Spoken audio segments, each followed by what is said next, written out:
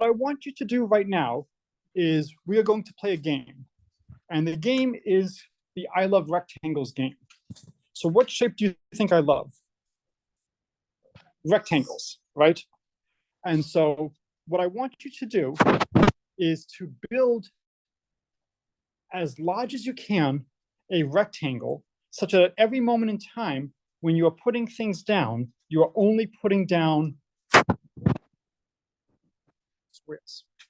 So you put squares down one at a time, okay? And then at every moment in time, the shape always has. So does it go back? All right. Can somebody give me a proof that there's no way you can put 2 down?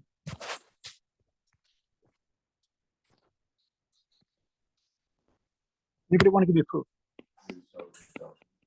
Okay.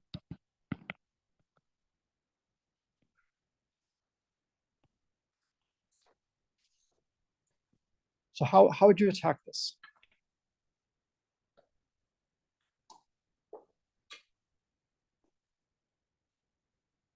It's got to be a rectangle at every moment in time, right? So we put down a piece first. What size piece should we put down initially? I'm sorry? Yeah, so let's put down a piece that's, except I don't like writing I. What letter should I use? Could use K. We can do K by K.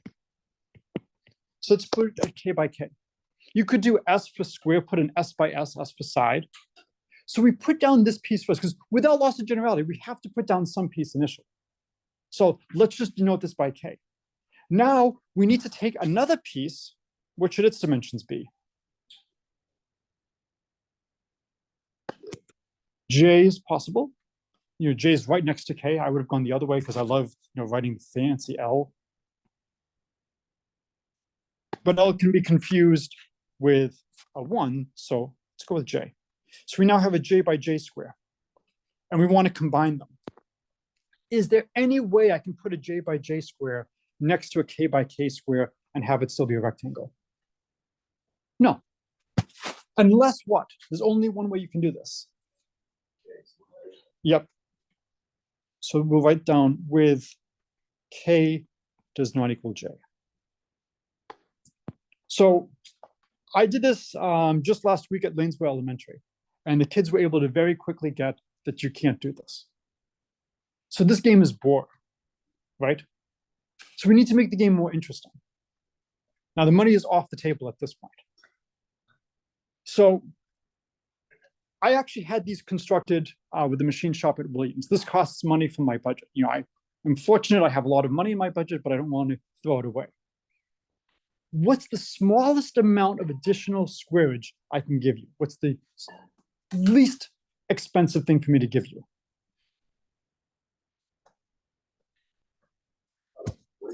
So right now, you have a bunch of pieces. You have a 1 by 1, you have a 2 by 2, you have a 3 by 3, you have a 4 by 4, and so on. Clearly, if I only let you use those pieces, there's nothing that you can do to put 2 pieces down together. I've got to give you at least 1 additional square. What's the cheapest thing I can do for you? Give you another 1 by 1. So if you go into your bags, there should be another 1 by 1. And so the challenge you're going to have now is, what's the largest rectangle you can make by putting down these pieces? And you have to do it so that at every moment in time, you have a rectangle, okay? So I don't care if at the end of the day, you have a rectangle. At every moment in time, when I look at where are you after your first piece, after your second piece, after your third piece? Can anybody tell me what your first move has to be? Yes, because I just gave you an additional 1 by 1. If you don't use the additional 1 by 1 that I gave you, it reduces to the previous problem. So there's no way it can work. So your first move has to be combining a 1 by 1 with a 1 by 1 to make a 1 by 2. So if you want, instead of using the two 1x1 squares, you should notice that there's a bunch of 2x1 pieces. That has to be the first move. So I will let you see how far you can go. I'm going to try to pause it now. Zoom recording.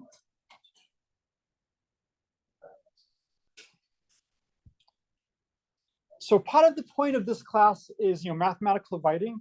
Is I want to talk about how can we write math at a variety of levels. And so this should be related to something you've all seen before. So I have a lot of very nice pictures done for this. In case somebody wants to use this as their writing project, I actually didn't want to show the nice pictures, and I'm going to just do crappy drawings right now. So we all agreed that we have to start off with a 1x1 next to a 1x1. What comes next? Yes. And how many choices do I have of where to put the 2x2? 2. I'm going to go up. What comes next? 3x3. How many choices do I have? 2. And I'm going to go to the right. What comes next? 5x5. And notice we're never going to use the 4x4. Once we pass it, and the next will be 8x8, and then 13x13. So the reason I'm drawing it like this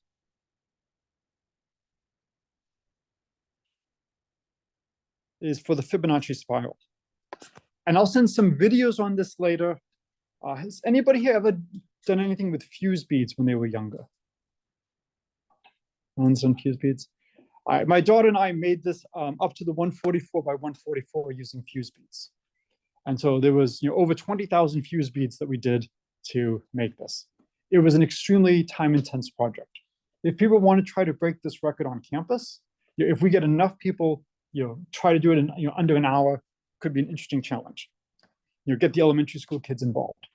So let's write down the sequence of numbers we have. We get 1, 1, 2, 3, 5, 8, 13, 21, 34, 55, ... So how are we getting these numbers?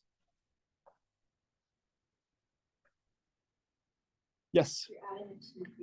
Yeah, we're adding the two previous sides. So if we look at what we have over here, we know this is 13 units in this direction, and in this direction, it's 8 plus 13. So the next square that's coming in has to be the 21, which is 8 plus 13. So I've done this all the way down to kindergarten, where extremely young kids are able to discover the pattern like this. How many of you can remember what math you knew, say, between grades K and 4? Did you know functional notation? Did you know things like A1, A2, A3? Did you know about writing down generic terms of a sequence? So you actually did know that stuff? Right. And so if I give you terms, just addition is hard enough.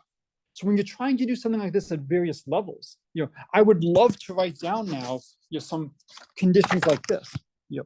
A1 equals 1, A2 equals 1, AN plus 1 is AN plus AN minus 1, and this gives us the Fibonacci's.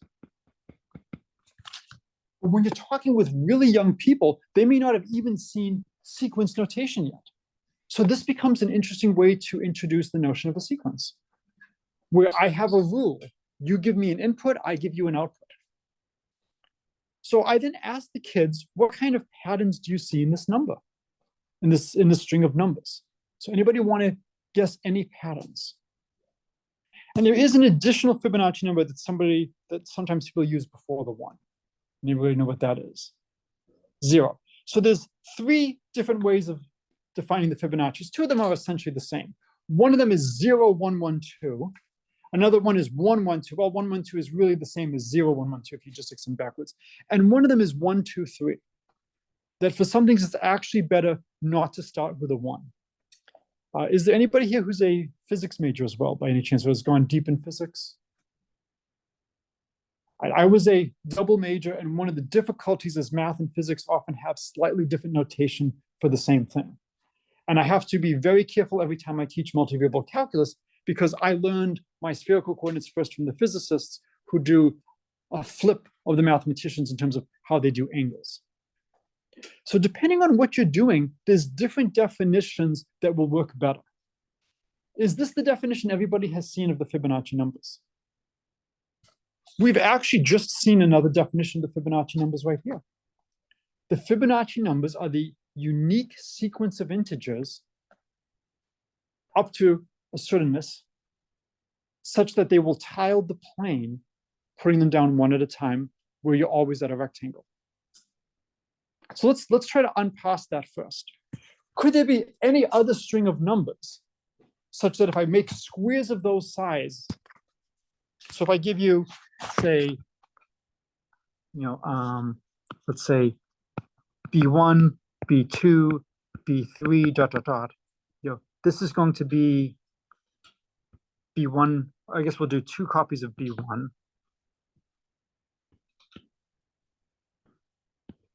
B2, B3. Can there be anything other than the Fibonacci numbers that will work?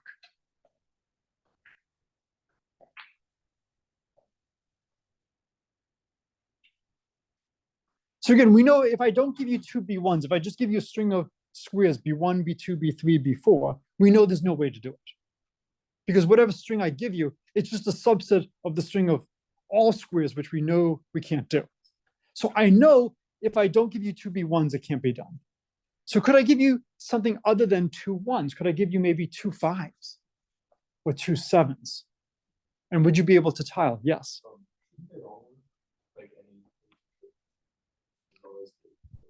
Okay, so then what would your string be? So give me a value for B1. So take B1 equals 2, then it would be 2, 2. What would come next? And then what would come next? 6, what would come next? 10, what would come next? And really, what is the sequence the same as?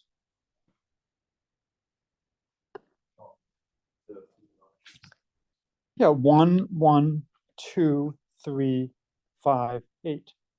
Divide by 2. So I wish you had given me 3 rather than 2, because I could have then said we're converting from feet to yards.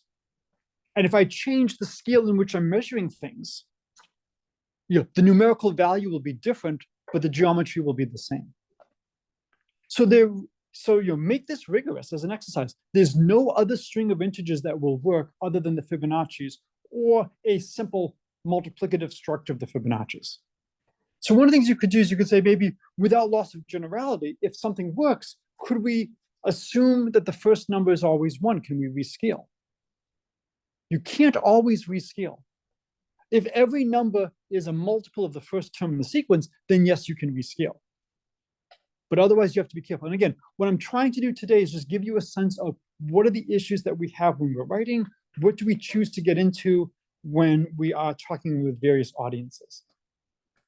And so the Fibonacci's are the unique sequence, with say first term 1 or all terms relatively prime, such that we can tile the plane by spiraling out like this. So that's one property of the Fibonacci numbers. Let's see if we can find some other properties of the sequence.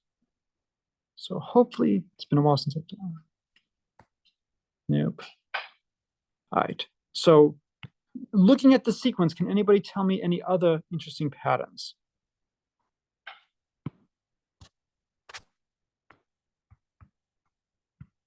As you get higher and higher in the sequence, the ratio of the previous number, the number of the previous number, same?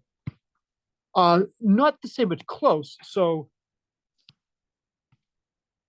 It's closer and closer. So the limit as n goes to infinity of fn plus 1 over fn exists and is 1 plus root 5 over 2. So this is the golden mean, or the golden ratio. If there's a golden mean or a golden ratio, what else do you think there might be? It's not quite as good as the golden mean. It is there actually is a silver mean or a silver ratio. I don't know if there's officially a bronze. In our society where we try to give participation awards for everything, I'm sure you can get all the way down to the 10 ratio and whatnot. And you can come up with generalizations and try to think, well, what other numbers might be natural and come up in a nice way? Now, the fact that this limit exists is a hard thing to prove for young kids. You can numerically discover this, though. You could actually just start looking at these ratios and seeing what happens. And you can see, does the limit depend on whether or not I have an odd term divided by an odd index term divided by an even index term, or an even index term divided by an odd index term? Does that matter at all? For some things, it sometimes matters which way you approach. But let's look at these numbers: 0, 1, 1, 2, 3, 5, 8, 13, 21, 34, 55. Next one would be 89. Can anybody see any other patterns? I'm sorry?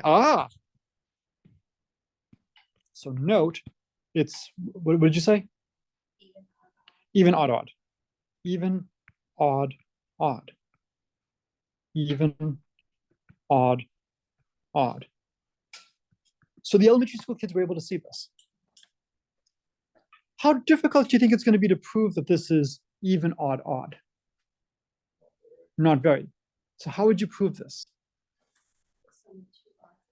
Sum of two odds is an even, and an even plus an odd. And so what we can do is we can look at the Fibonacci numbers mod 2. The proof, look mod 2. So we would have even, or I guess when we do odd mod 2, we would have 0, 1, 1. And then the next term is going to be 1 plus 1, which is 0. And then 1 plus 0 is 1. And then 0 plus 1 is. And now what you notice is these blocks are the same.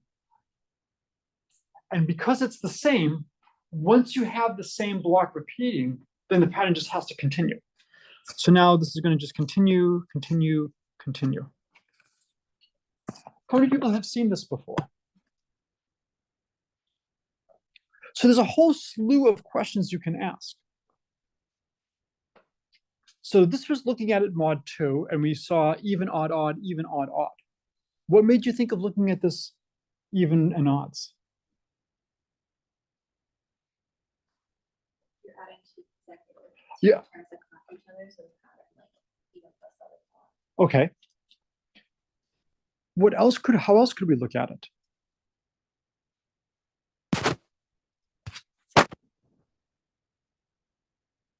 This is the nice thing about having something saved in the cut and paste. So give me another question. That's one of the things I really want you to get out of this class. Questions that you can ask. What else could you look at? So you looked at even, odd.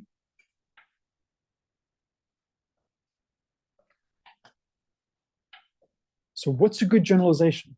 What's the next thing? Mod 3.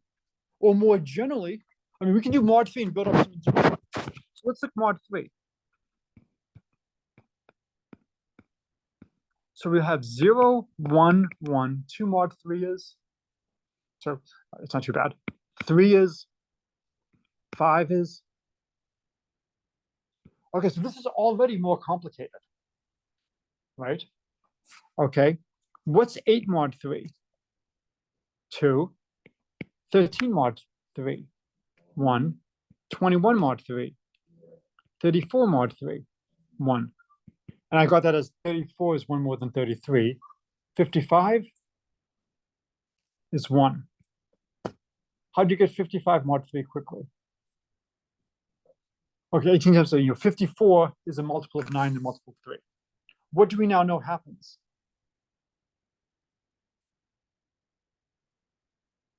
Do I have to continue doing more calculations? No. Why not? Yeah, we now have a repeating block. So we have the 0, 1, so we know it repeats. So it has to repeat. So now we now have a sequence mod 3. What might you be interested in knowing now? So we had,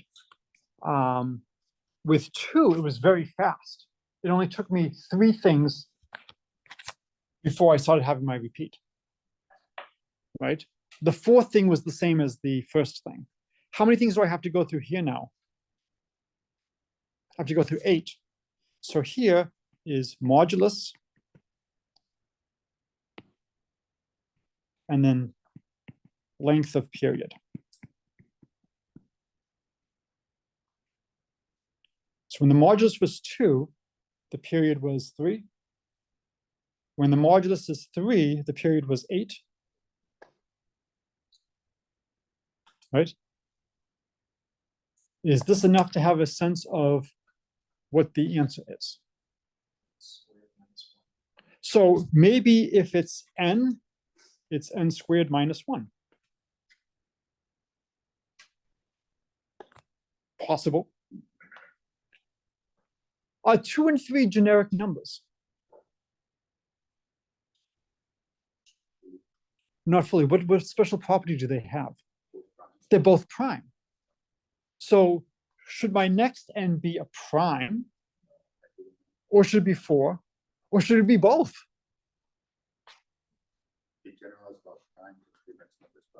Right, so maybe this formula of n squared minus 1, maybe it doesn't work for all n, but maybe it will work if n is a prime.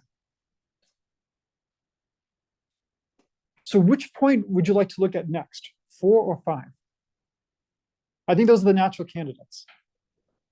You could also look at prime powers, in which case you could argue for 4 as a prime power, that it's not a bad composite number, it only has one prime factor. But again, the goal is asking questions. You know, how do we come up with good questions to ask? What do you think? 4? Look at things mod 4. So we're going to have 0, 1, 1, 2, 3. 5 mod 4 is 1. 8 mod 4 is 0. 13 mod 4 is 1. 21 mod 4 is 1. Okay, and so now we can stop. And what's the period? 6.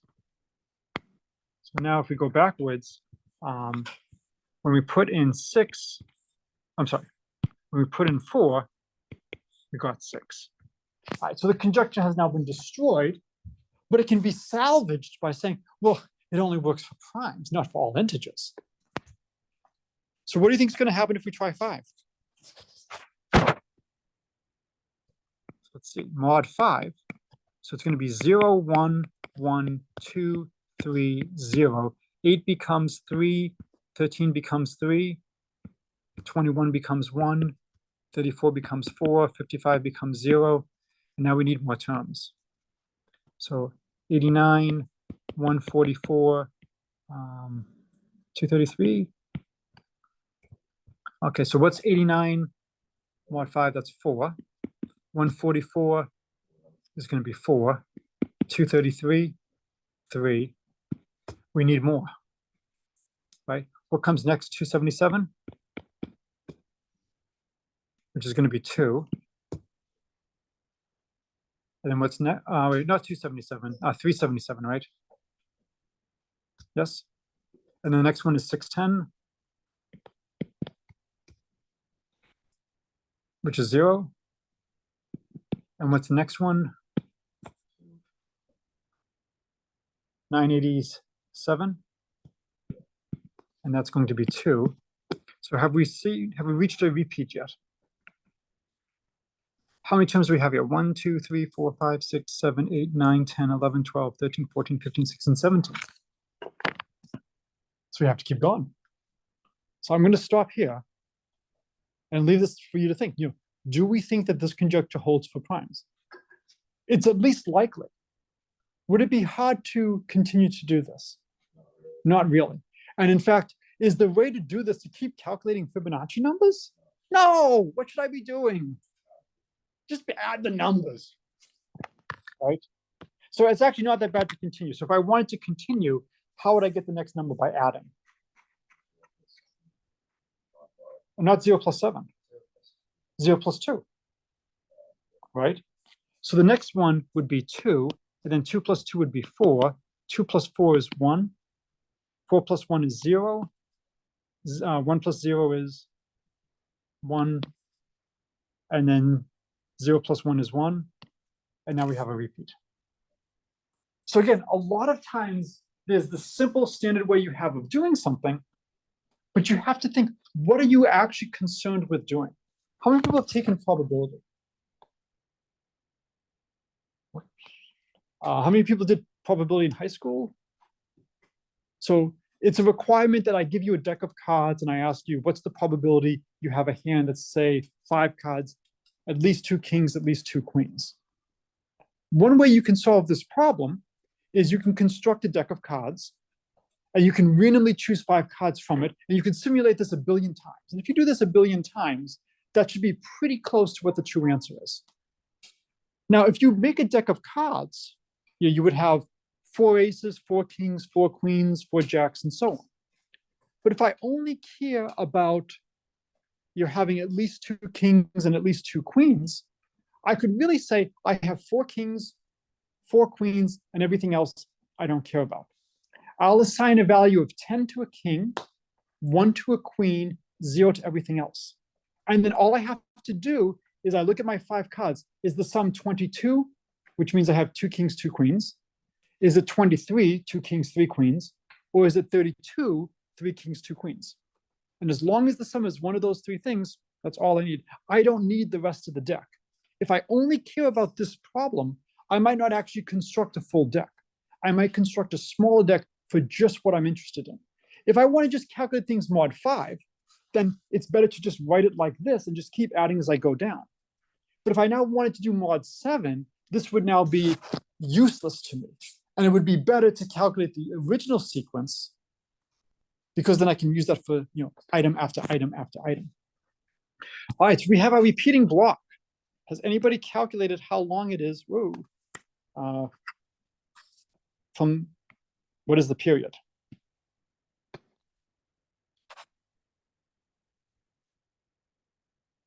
I get 20. So when n is 5, the answer is 20. So n squared minus 1 is not working. There is a lot that's known about these periods. So one great question is, if I give you any integer, will it eventually be periodic? So don't say the answer out loud, but that's a good problem to think about tonight. Question: is it periodic for every positive integer n? Here, we just showed that it was periodic for 2, for 3, for 4, for 5. Can you prove that it's periodic no matter what I start with? A harder question is, what is the period?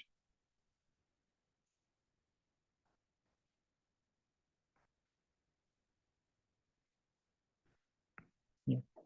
Is there a simple formula for the period? Is it hard to compute Fibonacci numbers? No. So who wants to get out of all their work for the rest of the semester right now in this class? By hand, calculate the 1 millionth Fibonacci number. I mean, all you got to do is addition. You have to show your work. So it's a nice exercise. Estimate just how many digit operations would you have to do to get to the millionth Fibonacci number. How big is the millionth Fibonacci number? For example, if you look at all of the works in the Library of Congress, would that be more digits, more characters of text than it would take you to do the millionth Fibonacci number? How big is the millionth Fibonacci number? Can you estimate its size? Well, one of the first things we were told to potentially look at was that their limit seems to be the golden mean, which is approximately 1.6. Actually, yeah, it's actually a good idea to put your stuff back in the bags right now so we don't lose anything. So the golden mean is approximately 1.6. One of my favorite formulas about the Fibonacci numbers is Benet.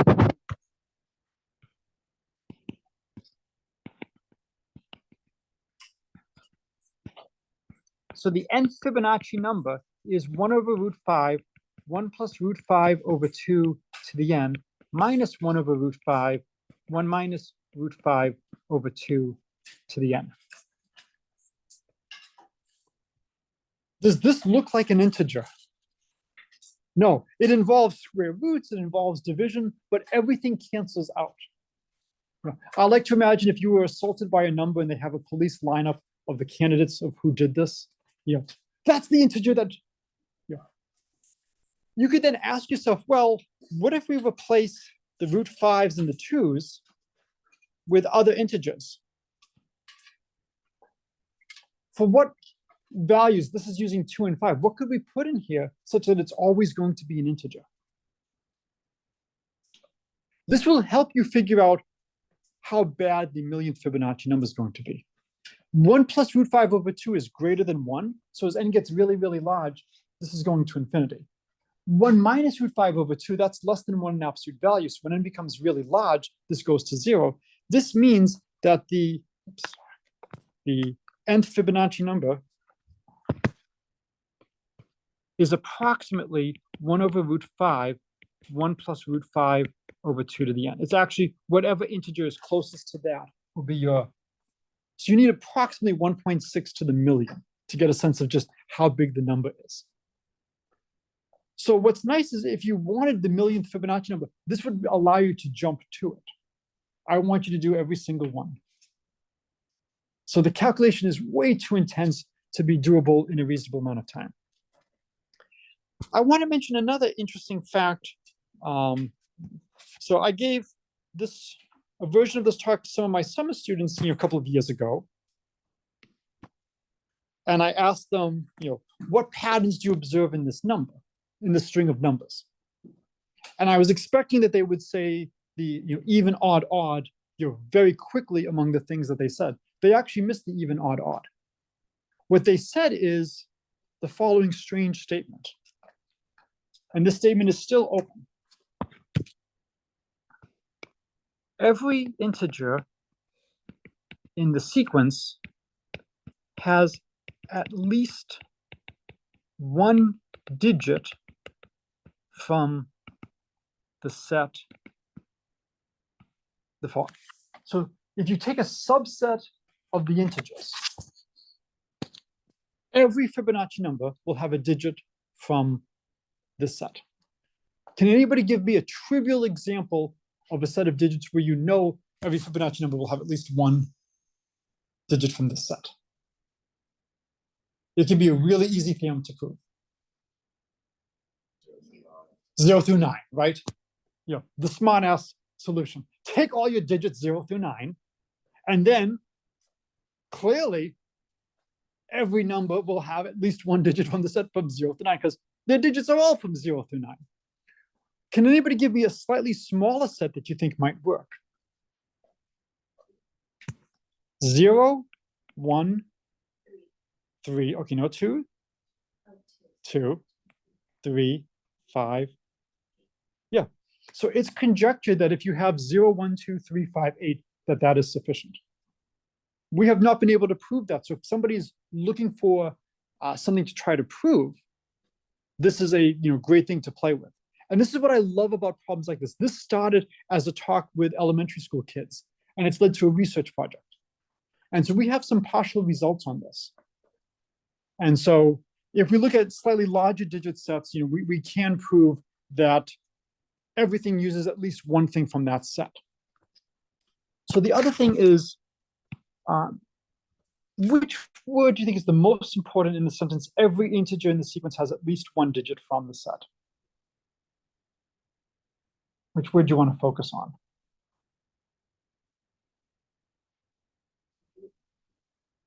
Digit is a good one. I think there's another more. Every. So if we weaken the word every, what if we replace this with for all large n, this holds. Maybe we can have finitely many exceptions in the beginning. So for example, why did we have to include 0, 1, 2, 3, 5, 8? Yeah, because if we don't include them, we know we're dead. But maybe once we get to a number that has 20,000 digits, maybe we don't need all of these. Maybe it's enough to just say every sufficiently large Fibonacci number has at least one 1 somewhere in its expansion. Or maybe at least one number from either 1, 2, or 3, something like that. That because of the pollution from the beginning, we might have a slightly different result because we have to make sure we still work for those small values. So in terms of mathematical writing, in terms of exposition, this is one of my favorite problems because there's so many different levels you can do it at, where we have kindergarten kids who don't know what addition is that well, to college students, and we now have research problems. And so, as I've mentioned, I am the president-elect of the Fibonacci. I've mentioned this, right? Yes, I am the president-elect of the Fibonacci Association. I think one of the reasons is because I made this Fibonacci spiral Rubik's Cube for the 18th meeting. So let's to try to display it over here so it can be at least seen in the Zoom land. So let's see. Oh, I gotta stop sharing the screen. Okay. So okay. So the meeting was in 2018 at a university that was founded in 1818. You can see the Fibonacci spiral on 3 of the sides. And where's that side? Over here. So when I was actually going through Canadian security, they actually wanted to make sure this was not a bomb, and they wanted to spin it around. And I was, fortunately able to convince them, please let me be the one to spin it. If anybody's interested in Rubik's Cubes, happy to talk about them. There's a little cheat I did here, is I kept the last side solid, which makes it a lot easier because you have one side that you can keep messing up and you're not gonna be able to notice. As an example of how difficult things can be, this is an American flag Rubik's Cube. And so using reds and whites, oops. Okay, using reds and whites over there on 2 sides. And then I used the missing reds and whites to make a flag over there. Can anybody figure out what this says? US. But if you look at the complementary side, what does it say? It almost says US in orange versus the US in yellow, but not quite, because some of the moves you won't really notice if you have a cube where all the pieces are the same color.